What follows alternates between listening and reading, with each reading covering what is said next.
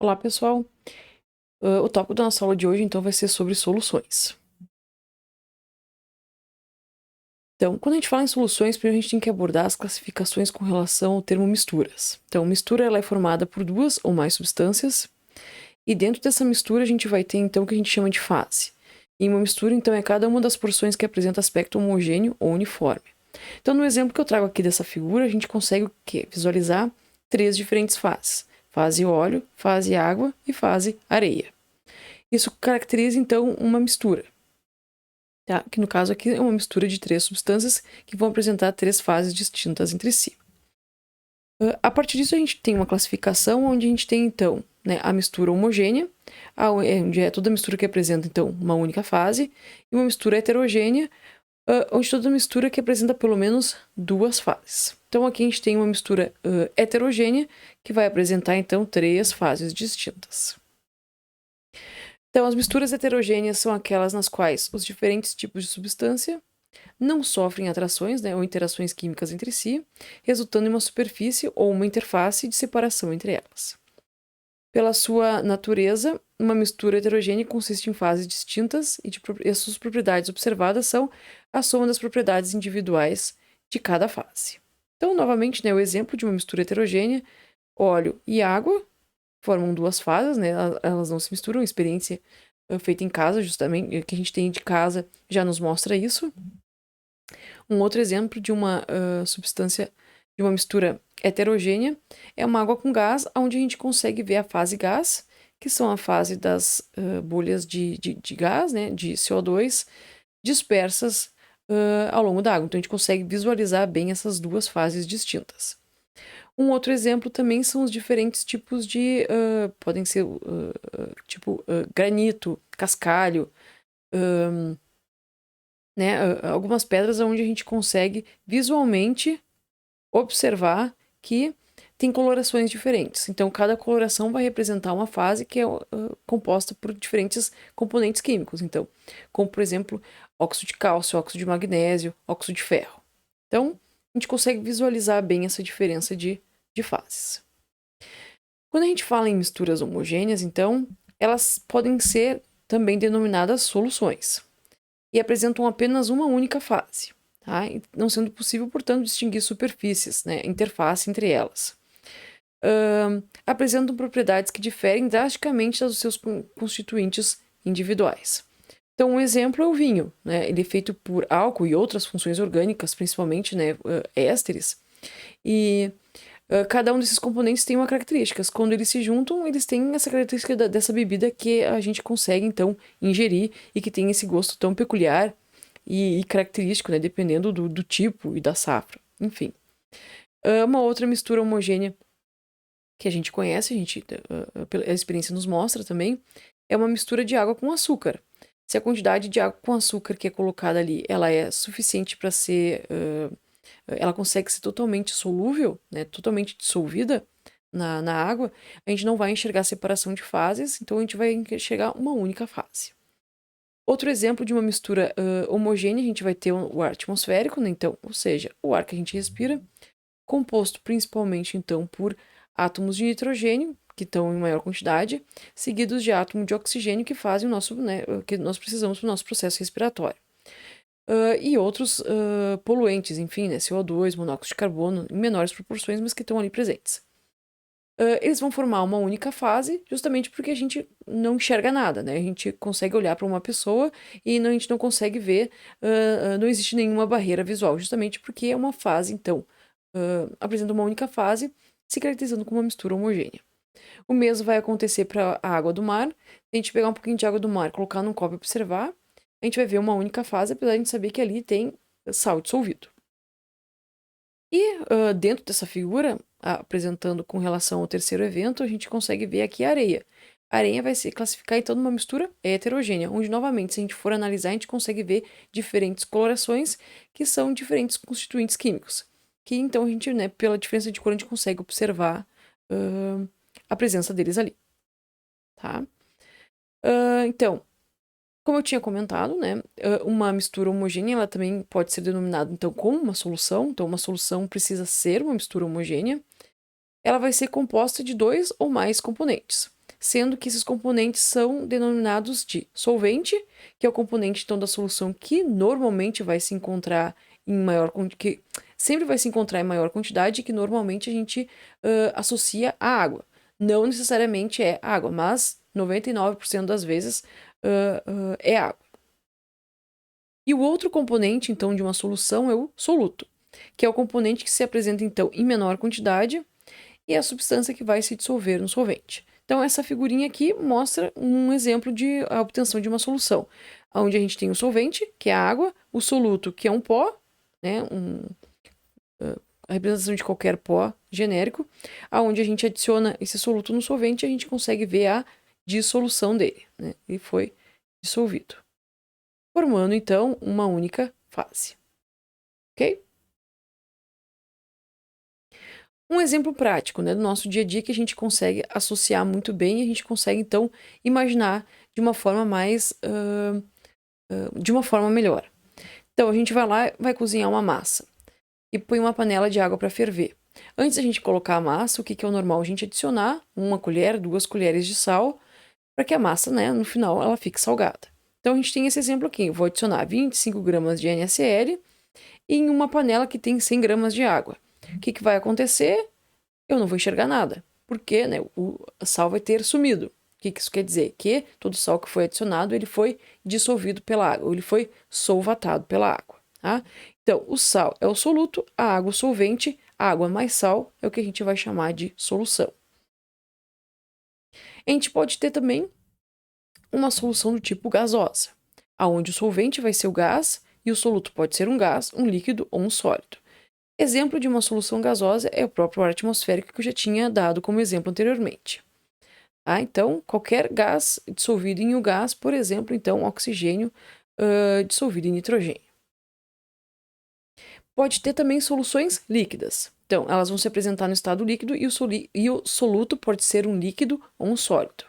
Exemplo, a gente tem aqui água potável como sendo o solvente.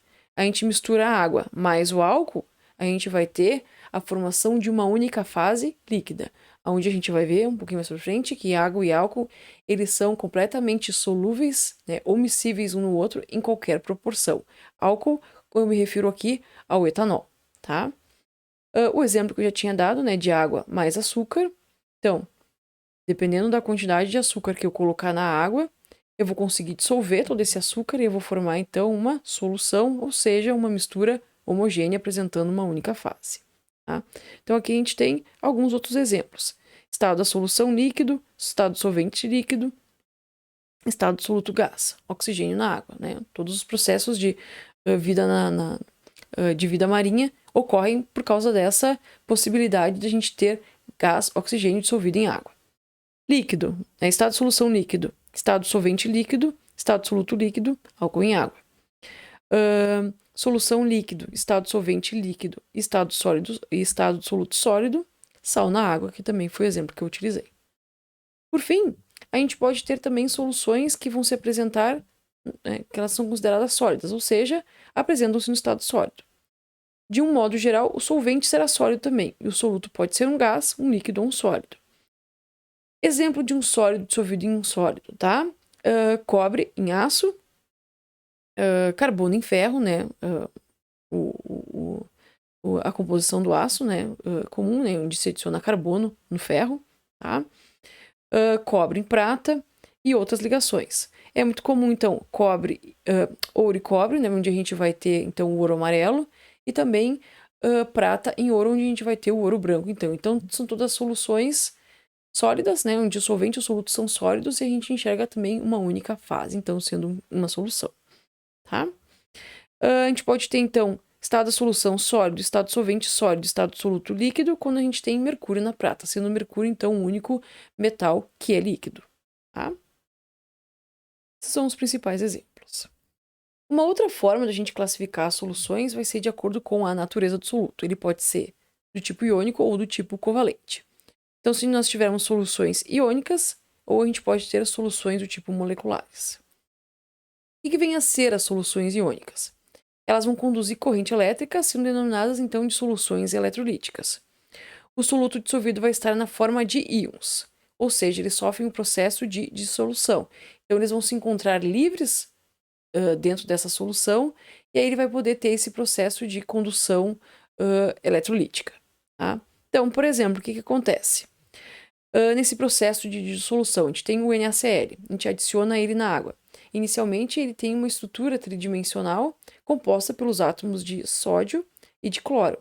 Essa estrutura tridimensional, ela começa a ser desfeita em contato com a água, porque as moléculas de água começam a solvatar esses íons. A parte positiva da água, que é o hidrogênio, nesse caso aqui, vai estar voltado para o átomo de cloro. Da mesma maneira, a parte negativa da água, o oxigênio, vai estar voltada para o átomo de sódio, que é positivo. Então, lembrando, né? O mesmo conceito de ímã. Positivo com positivo e negativo. Positivo com negativo se atrai. Negativo com positivo se atrai também. Então, ocorre esse processo de solvatação, dissolvendo, então, né? Desfazendo essa estrutura tridimensional do sólido do NaCl, tá? Então, o NaCl se dissocia em íons sódio e íons cloreto, formam-se forças de um dipolo, né, interações entre as moléculas de água e os íons então são solvatados pela água. Tá? Aqui tem uma outra imagem para ajudar a entender um pouco melhor. Então, aqui está essa estrutura tridimensional dos átomos de cloro e sódio, né, o sódio em cinza e o cloro em azul, e a gente tem o processo, né, a quebra dessa estrutura e a solvatação desses íons pelas moléculas de água. Tá? Esses íons, então, estão livres, eles conseguem fazer a condução de íons. Quando a gente tem soluções moleculares, elas não vão conduzir corrente elétrica, então são denominadas de soluções não eletrolíticas. São aquelas, então, em que o soluto dissolvido está sob a forma de moléculas. Por exemplo, a gente adicionar ureia em água. O que a gente vai ter? As moléculas de água solvatam também essa molécula de ureia, ou seja, ficam no contorno dela de uma maneira como um todo. A parte positiva da água fica com a parte negativa da molécula. A diferença é que não vão ser ela não se dissocia, né? Ela não se dissocia em íons. A molécula fica inteira, né? É um composto único. Então, não tem íons livres, não tem a condução de vai ter essa condução de íons. Ainda dentro da classificação das soluções, a gente pode ter com relação à sua concentração. Então, nesse sentido, o que a gente vai ter? Soluções diluídas, soluções concentradas. Até a gente chegar a esse ponto aqui de saturação. Após esse ponto de saturação, o que a gente vai ter? A gente vai chamar de uma solução supersaturada. Abaixo desse ponto de saturação, a gente vai ter o que a gente chama de soluções insaturadas, que são soluções estáveis. Para a gente entender essa classificação com relação às concentrações, a gente precisa lembrar do conceito de solubilidade. Então, é a máxima quantidade de um soluto que consegue se dissolver em um determinado solvente em uma determinada concentração. Tá? Então, por exemplo, a gente sempre gosta de usar o exemplo do NaCl, né? O sal de cozinha. Quanto de NaCl eu consigo ir colocando na minha panela que eu vou fazer a massa para que não precipite sal, né? Que tudo que eu coloque fique, então, dissolvido e esse sal consiga penetrar, né, no alimento. Então, a gente tem o que nessa informação, né, nessa tabela? A gente tem a solubilidade em água a 20 graus Celsius de 1 atm, tá? Então, eu tenho que eu consigo adicionar 36 gramas de sódio, de cloreto de sódio em 100 gramas de água e eu vou conseguir dissolver por completo essa quantidade de NaCl. Então, ele é considerado solúvel, tá? O que vai acontecer se eu adicionar 36,1 gramas? Esse 0,1 gramas precipita e a gente vai ter sal lá no fundo da panela, tá? Aqui eu trago como forma de para conseguir enxergar as diferenças, né? Por exemplo, o cloreto de prata. A solubilidade dele em água é de 0,0004 gramas em 100 gramas de água. Comparado com os 36 gramas do NaCl, é muito pouco. Então, eu adicionei 0,041, já vou ter um pouquinho de prata depositado lá no fundo. Em contrapartida, se a gente for olhar o acetato de sódio, ele é super solúvel em água, né? Muito solúvel. 123,5 gramas de água eu consigo colocar... 123,5 gramas eu consigo colocar em 100 gramas de água e eu consigo solubilizar isso por completo. Então, é bastante coisa, tá? Nitrato de sódio, razoavelmente solúvel, né? Com 87,5 gramas, tá? Essa solubilidade ela pode ser expressa de diferentes maneiras. Gramas de soluto por 100 gramas de solvente, gramas de soluto por 100 ml de solvente ou mols de soluto por litros de solução. Tá? Então, dentro daquela classificação, o que significa a gente ter uma solução diluída? É quando a solução apresenta uma pequena quantidade de soluto para uma dada quantidade de solvente a uma dada temperatura. Sempre gosto de usar, então, aquele exemplo do tangue, né? Onde a gente vai lá, prepara uma jarra, que o pacotinho vai lá e vai dar as instruções, um pacotinho para, sei lá, 1 litro de água.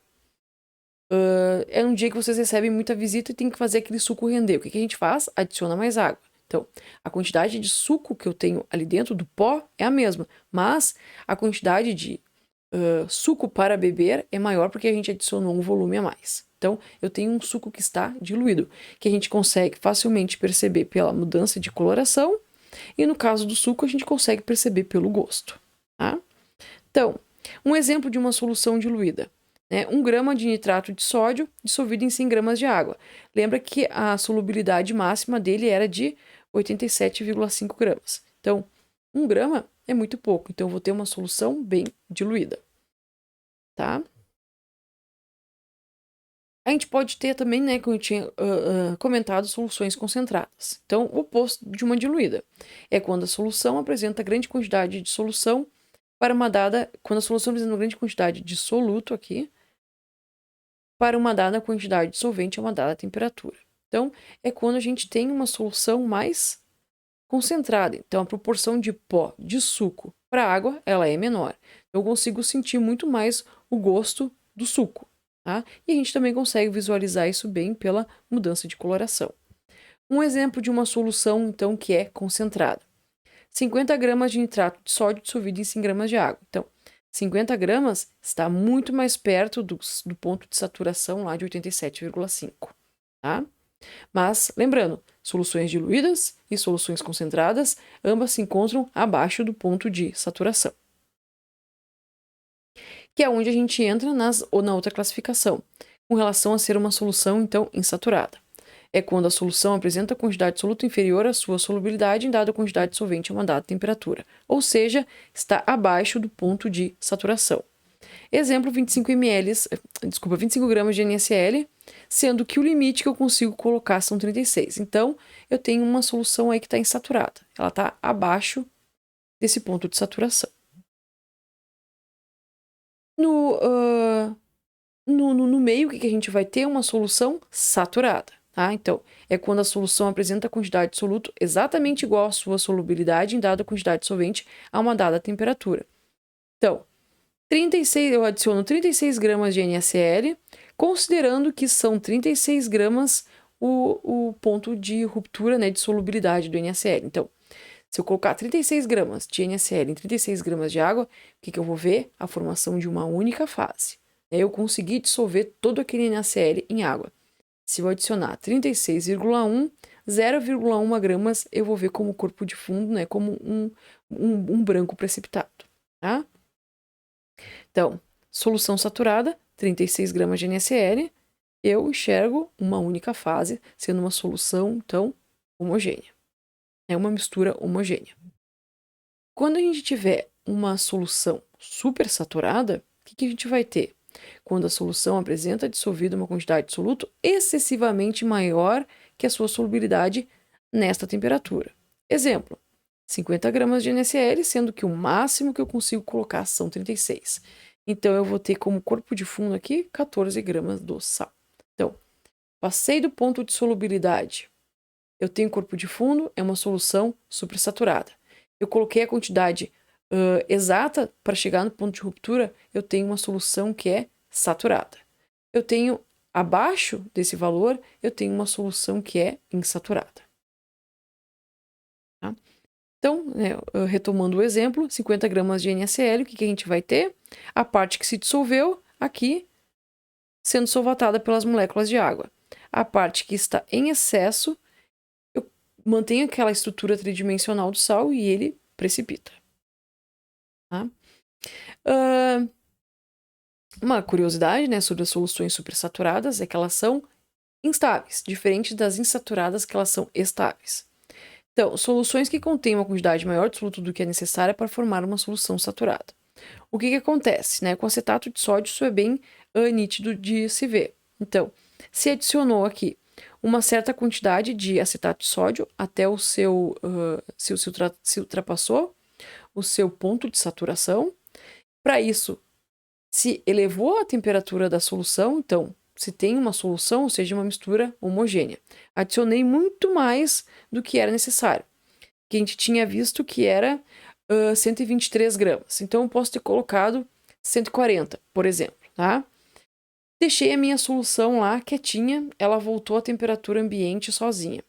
Ela tá lá parada, formou uma fase única, uma fase homogênea, tá? O que vai acontecer se eu for lá e encostar no becker, né? Dar um pin nele, todo o excesso de acetato de sódio que eu tinha além do meu ponto de saturação começa a precipitar, até formar esse precipitado bem intenso, tá? Então é por isso que a gente chama de soluções que são instáveis. Se a gente for lá aumentar a temperatura, a gente conseguir aumentar, forçar o aumento da solubilidade, reduzir a temperatura, a solução fica lá quietinha. Se eu for lá e perturbar ela, tudo que estava em excesso precipita. Certo? Quais são os fatores que vão afetar essa solubilidade? Então, a gente precisa analisar o quê? As interações do tipo soluto-solvente. Então, líquidos polares tendem a se dissolver em solventes polares e líquidos apolares tendem a se dissolver em solventes apolares. Por quê? Porque ambos vão apresentar os mesmos tipos de interação. Que é o que acontece, por exemplo, água mais álcool. Ambos são polares, então a gente consegue ter a formação daqueles dipolos bem definidos, a gente consegue ter uma solvatação das moléculas de água nas moléculas de etanol, então eles vão formar uma solução, uma mistura homogênea. O mesmo vai acontecer aqui para gasolina e a querosene. Ambos são compostos apolares, então aquela variação do momento dipolar ele é pequeno, e é pequeno para ambas, então eles possuem uma interação fraca do tipo Van der Waals. Ambos possuem o mesmo tipo de interação, então eles conseguem se solubilizar um no outro. Quando a gente vai ter uma mistura de água e gasolina, a gente vai ter essa separação de fases porque a água é polar, enquanto que a gasolina é apolar. Então, os dois são diferentes, não se misturam. Tá? Líquidos miscíveis misturam-se em qualquer proporções, líquidos immiscíveis, então, não se misturam.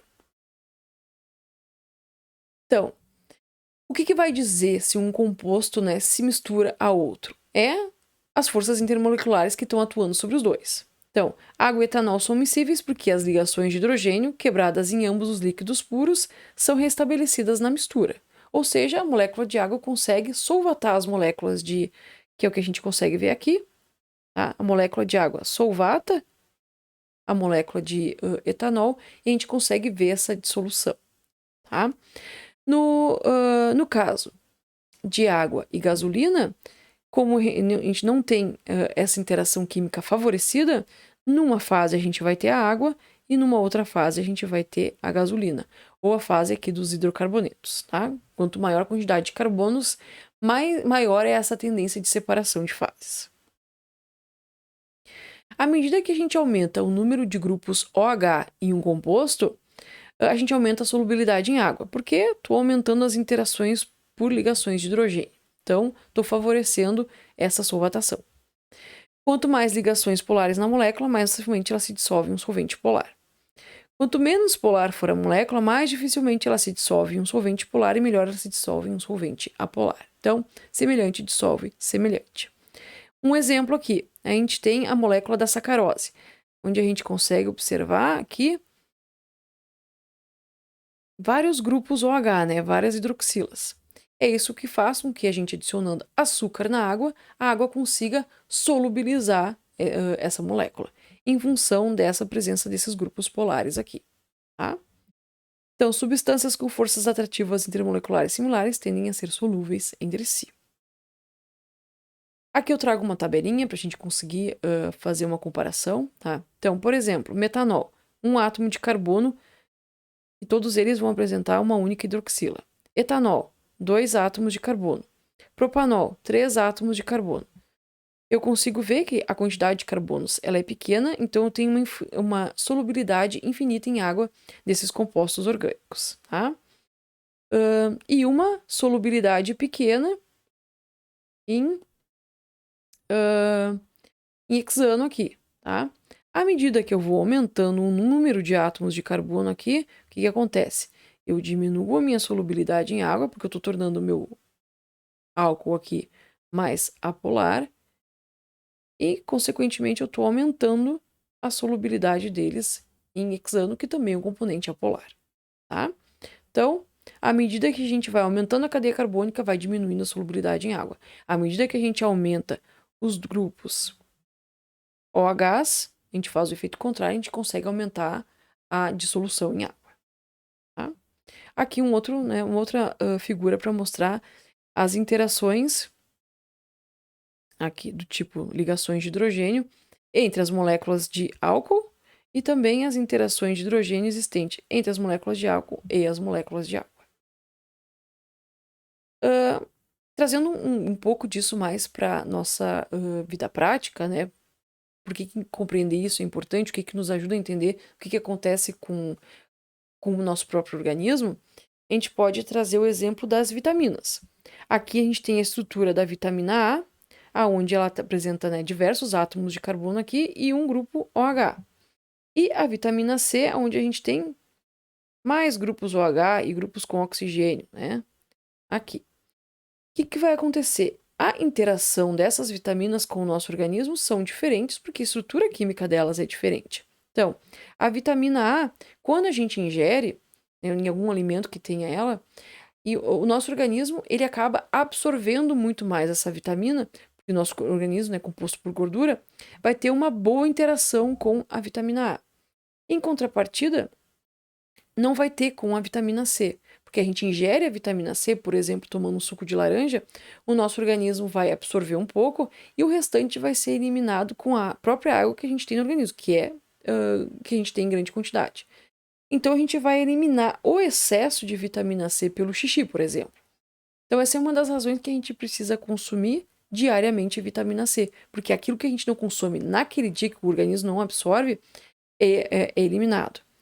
Ao contrário da vitamina A, que se a gente comer hoje, um pouco fica para amanhã, que fica para o dia seguinte, e assim, até o organismo se ir liberando tudo. Nesse meio tempo em que foi liberado aquilo que eu consumi hoje, se eu consumir amanhã, eu já estou repondo também. Então, a janela para perda total dessas vitaminas, que a gente chama de lipossolúveis, elas demoram mais. Enquanto que as hidrossolúveis, como a vitamina C, elas são rapidamente eliminadas pelo organismo. Um outro fator que vai afetar a solubilidade são os efeitos da pressão. Então, a solubilidade de um gás em um líquido é dependente da pressão do gás. Então, o que acontece? Aqui a gente tem um sistema que não está pressionado. Eu pressionei ele aqui, o que eu fiz com que as moléculas do gás que estavam aqui, elas ficassem mais aqui na interface com o líquido. Tá? Quanto maior a pressão, mais próximas as moléculas de gás estarão no solvente e maior a chance das moléculas de gás atingir a superfície, então, e interagir com a solução. Tá? Consequentemente, então, quanto maior for a pressão, maior é a solubilidade daquele gás no líquido. Quanto menor a pressão, menor a quantidade de moléculas de gás próximas aos solventes e menor a solubilidade. Para a gente conseguir entender esse efeito da pressão, eu gosto de usar bastante o exemplo das bebidas carbonatadas, então dos refrigerantes. Quando a gente vai e abre um refrigerante pela primeira vez, a gente consegue ver todo aquele gás que estava pressurizado, o excesso dele que não está em solução, ele acaba saindo. Então, a gente, quando vai beber o refrigerante na primeira vez que ele foi aberto, a gente consegue sentir bem aquele gás disperso no líquido refrigerante. Se eu vou lá e fecho o refrigerante, guardo na geladeira, vou tomar no dia seguinte, ainda consigo sentir que tem gás dissolvido, né? Mas não tanto quanto no início quando eu abri. Se eu for tomar num terceiro dia, eu já vou ver que essa quantidade de gás diminuiu muito. Por quê? Porque a gente despressionou ao abrir a tampa e a gente nunca consegue fechar bem, vedar bem o sistema, como quando eles saem das indústrias. É onde eles são engarrafados, tá? Então, o que que acontece? A gente vai perdendo essa solubilidade do gás no líquido conforme o tempo passa, justamente porque a gente despressurizou o sistema, tá? E aí, por isso que essa é uma das razões que o refrigerante ele vai ficando imbebível, porque na verdade o gás ele serve para dar um efeito de refrescância e ao mesmo tempo ele mascara muito o açúcar das bebidas refrigerantes, né? Que tem uma grande quantidade de açúcar, tá? Então, a gente consegue ter bem essa visão com relação a um gás estar solúvel num solvente. A gente também observa os efeitos que a temperatura tem sobre a solubilidade. Então, a experiência nos mostra que o açúcar se dissolve melhor numa água quente, muito melhor do que a gente colocar colocar açúcar num suco gelado, que a gente precisa ficar lá mexendo e forçando para conseguir dissolver. Na água quente isso é muito mais fácil, né? Porque a própria energia cinética, né, das moléculas de água, pelo calor, né, delas terem sido aquecidas, elas vão fornecer energia para as moléculas do açúcar e elas vão vibrar mais e nesse processo a solubilidade acaba sendo bem mais efetiva, tá? Geralmente, à medida que a temperatura aumenta, a solubilidade dos sólidos aumenta. E, como eu sempre falo, né, na química tem algumas exceções, a solubilidade também pode diminuir quando a temperatura aumenta, como, por exemplo, o sulfato de césio.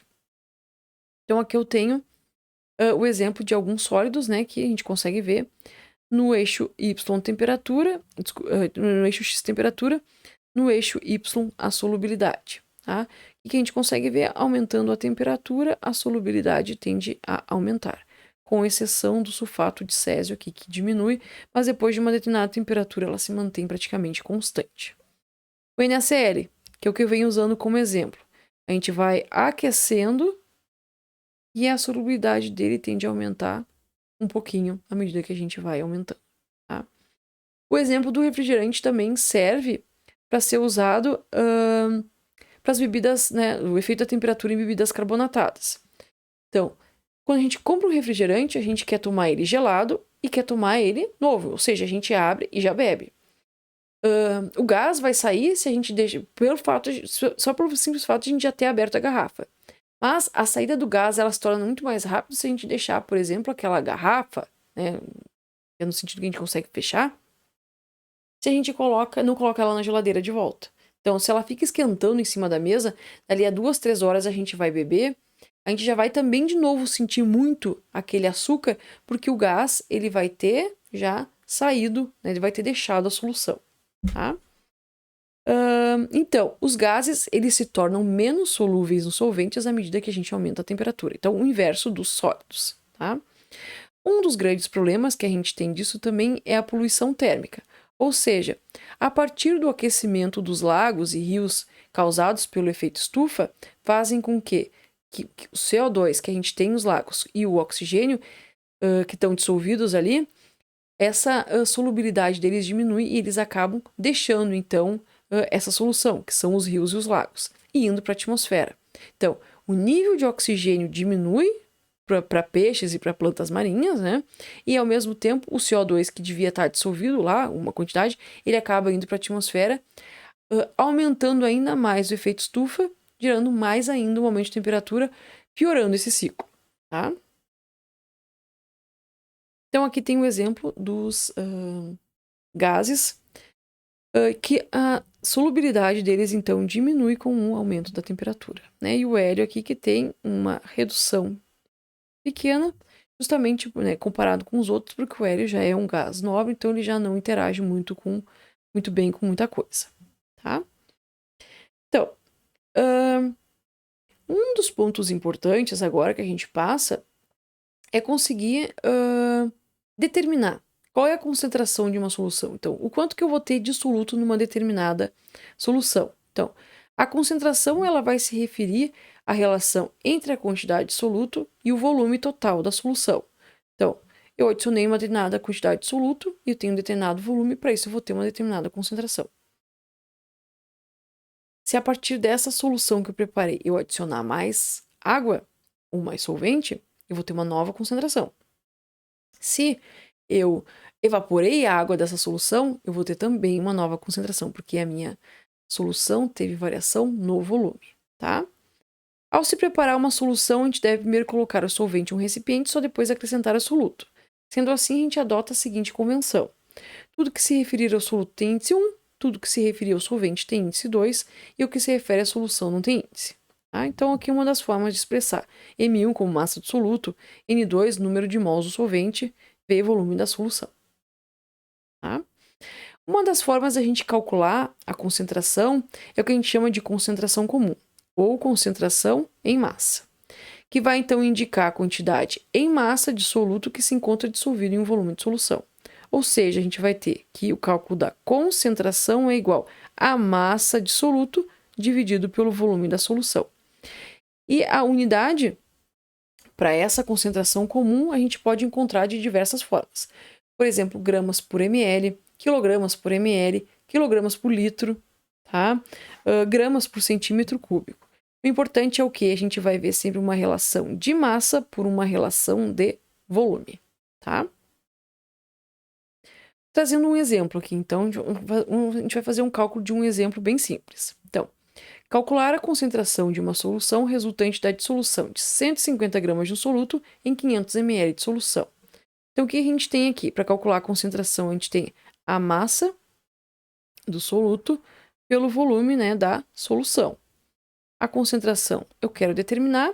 A massa aqui eu tenho 150 gramas, dividido pelo volume, que são 500 ml, ou 0,5 litros. Vou botar 0,5 litros aqui, tá? Então, o que a gente vai ter? Litros. O que a gente vai ter como concentração? Igual a 150 dividido por 0,5, a gente vai ter 300 gramas por litro. Então, essa daqui é uma das formas da gente expressar a concentração. Ela é muito utilizada porque a gente consegue inferir, né? Eu consigo pensar o que são 300 gramas, por exemplo, de sal ou de açúcar em um litro. Eu consigo ter essa visão, tá? E é isso que eu vou, quando a gente vai no laboratório, uma das formas que a gente vai trabalhar com a massa, eu vou lá na balança e eu consigo pesar 300 gramas, tá? Então, por isso que precisamos entender como funciona essa concentração em massa. Uma outra forma da gente expressar a concentração de soluções é em quantidade de matéria. Ou seja, a concentração em quantidade de matéria de uma solução expressa a relação entre a quantidade de matéria e o volume da solução. Ou seja, a quantidade de matéria nada mais é do que o número de mols de um soluto que eu tenho em uma determinada solução, tá? Então, quantidade de matéria, o que eu tenho aqui? Número de mols pelo volume da solução. Vamos fazer um exemplo também. Qual é a concentração da solução preparada pela dissolução de 1 mol de HCl em meio litro de água? Então, concentração vai ser igual ao número de mols do soluto dividido pelo volume da solução. Concentração vai ser igual a 1 mol dividido por meio litro, 0,5 litros. 1 dividido por 0,5 eu tenho igual a 2 mol por litro. Certo? Fazendo um outro exemplo, tá? Qual será a concentração em quantidade de matéria da solução preparada dissolvendo-se 20 gramas de hidróxido de sódio em 2 litros de água? Então, a primeira coisa que a gente precisa fazer aqui, eu expresso os dados conhecidos e eu vejo que informações isso me traz e que informações eu preciso buscar. Então, eu tenho 20 gramas de NaOH, aonde a fórmula química eu sempre vou providenciar para vocês, tá? Então, 20 gramas de NaOH e eu tenho um volume de solução final lá de 2 litros. E eu preciso calcular qual que é a concentração em quantidade de matéria. Não, eu não estou perguntando aqui a quantidade, eu não estou perguntando a concentração comum, ou seja, em massa. Então, eu tenho que calcular em quantidade de matéria. Como é que eu faço isso se o que eu tenho de dados de exercício são gramas? Eu preciso, a partir da estrutura química desse pó, eu preciso associar com o número de mols. Para isso, eu preciso saber qual é a massa atômica dos átomos na tabela periódica, faço o somatório e consigo fazer essa relação por regra de 3. Então, Na, massa atômica de 23, oxigênio 16 e hidrogênio igual a 1. No total, a gente vai ter 40 gramas em 1 mol. Então, Se eu tenho 40 gramas em 1 mol, para 20 gramas eu vou ter X. Resolvendo essa equação, então a gente tem 40x igual a 20, x igual a 20 dividido por 40. X vai ser igual a 0,5, certo? Então, o meu número de mols é igual a 0,5. Eu venho e faço a concentração aqui. Então, número de mol pelo volume da solução. Minha concentração vai ser igual, então, a 0,5 mol dividido pelo volume, que são 2 litros. Tá? Concentração aqui vai ser igual a 0,25 mol por litro. Ok? Então, tem que fazer esses passos para a gente converter gramas em número de mol. Tá? Uma outra forma que a gente tem de expressar as concentrações é através de concentrações dos constituintes de um determinado material, é a partir da composição, tá? Porque, no geral, na composição de materiais, a gente encontra mais de um composto, tá? Mais de 2 substâncias. Então, a composição do material, identificar todas as substâncias nele contidas e em que quantidades elas estão presentes. Então, a partir disso, a gente consegue calcular o teor de uma determinada substância no material.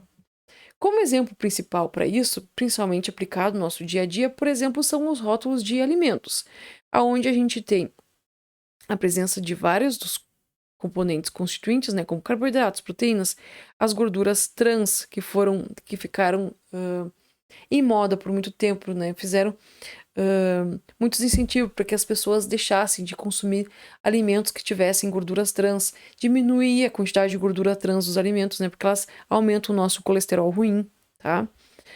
Quantidades de cálcio e de sódio, né, também o sódio é um dos grandes vilões que aumentam a pressão arterial, então a gente consegue, nos rótulos, conseguir achar qual que é a composição daquele determinado alimento e qual é a quantidade dessas substâncias que nele estão presentes. Tá? Então, por exemplo, aqui, nesse produto aqui, a gente tem 7% para 30 gramas, né? Ou uma xícara. Então, dependendo, pode ser muito, pode ser pouco, né? Dependendo do alimento. Tá? Essa composição, a gente pode obter ela, então, em título em massa e porcentagem em massa. Ou seja, vai indicar a quantidade de massa de soluto, M1, existente em 100 unidades de massa de solução. Então, a gente vai ter a massa do soluto com relação à massa total, né, da substância. A massa da solução é calculada pela soma da massa do soluto com a massa do solvente. Então, M1 sobre M1 mais M2. Tá? Um exemplo aqui. Então, considere que tenha sido adicionado 10 gramas de açúcar a 90 gramas de água e tenha sido agitado até a completa dissolução do açúcar. A massa total da solução será de 100 gramas, né? 10 mais 90.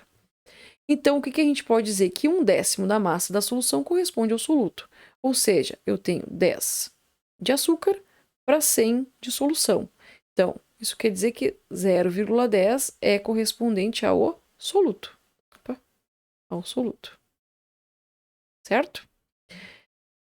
Embaixo, quando a gente diz que uma solução possui um título igual a 0,25, significa que para cada 100 unidades de massa da solução, existem 25 unidades de massa do soluto, e, portanto, 75, então, são do solvente. Tá? A gente pode expressar o título em porcentagem, tá? Onde a gente, lá ao final, vai calcular o título e multiplicar por 100, e a gente vai ter a porcentagem. Então, a gente vai ter, no exemplo anterior, que a gente tinha 0,10, o título de açúcar naquela solução de 100, né?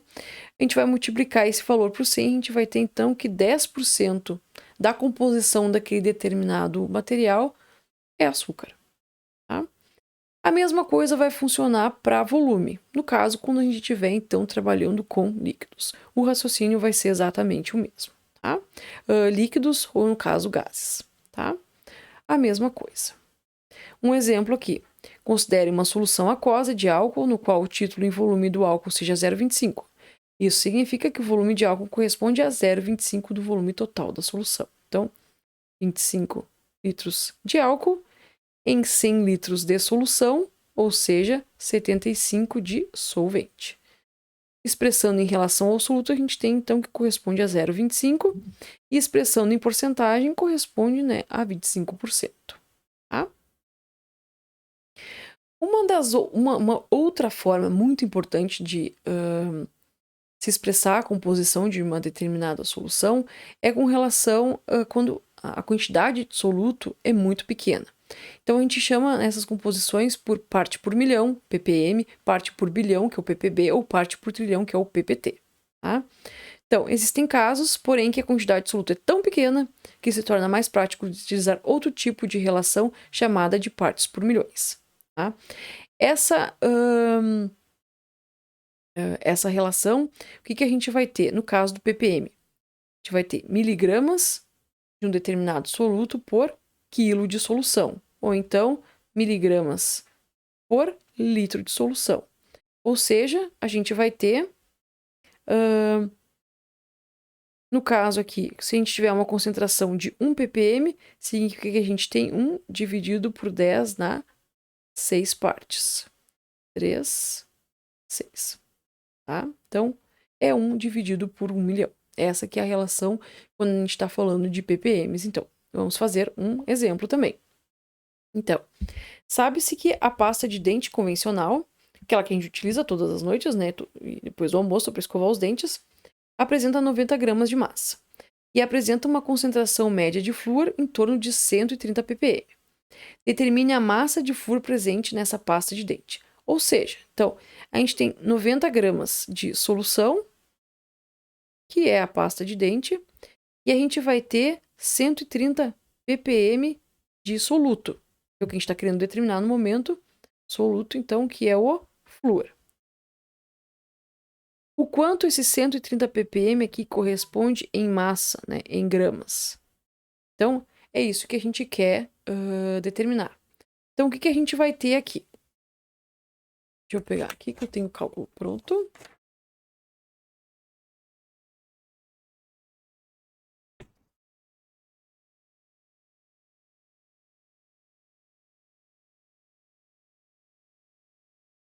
Então, se eu tenho aqui 10 nas 6 partes de solução,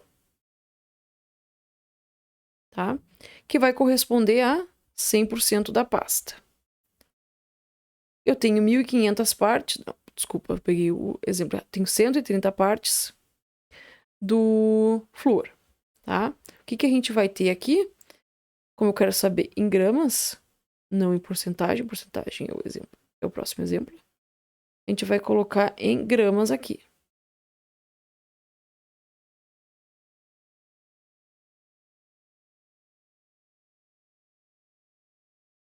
Vou apagar aqui. Eu quero em gramas. Esse exercício próximo eu quero em porcentagem. Então, se 10 nas 6 partes de solução correspondem a 90 gramas, quanto que em 90 gramas isso aqui vai corresponder? Então, eu vou ter o valor de x, tá? Fazendo a conta, a gente vai ter, fazer aqui em cima, x é igual a 130 vezes 90, dividido, então, pelo 10 nas 6, né? Ou 10, pode escrever os 6 zeros. Isso aqui vai dar um valor de 0,0117 gramas de flúor. O que isso quer dizer?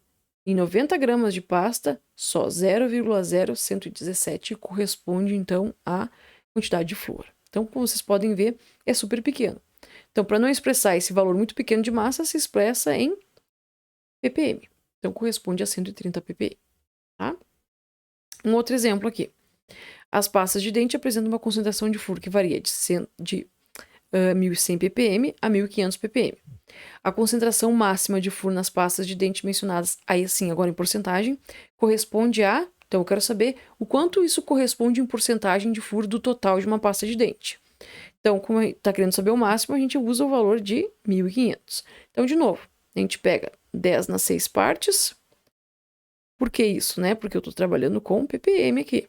Eu tenho que isso aqui é 100% da pasta. Eu tenho 1.500 partes aqui. E eu quero saber o quanto que isso corresponde em porcentagem.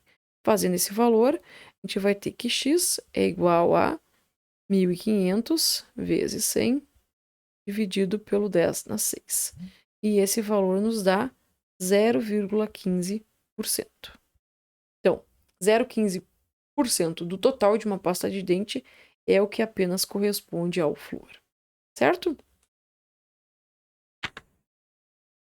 Então, como eu tinha comentado, a gente tem então o ppm, que é partes por milhão, então 10 nas 6 partes aqui, né? Uma parte soluto por 10 nas 6 partes de solução.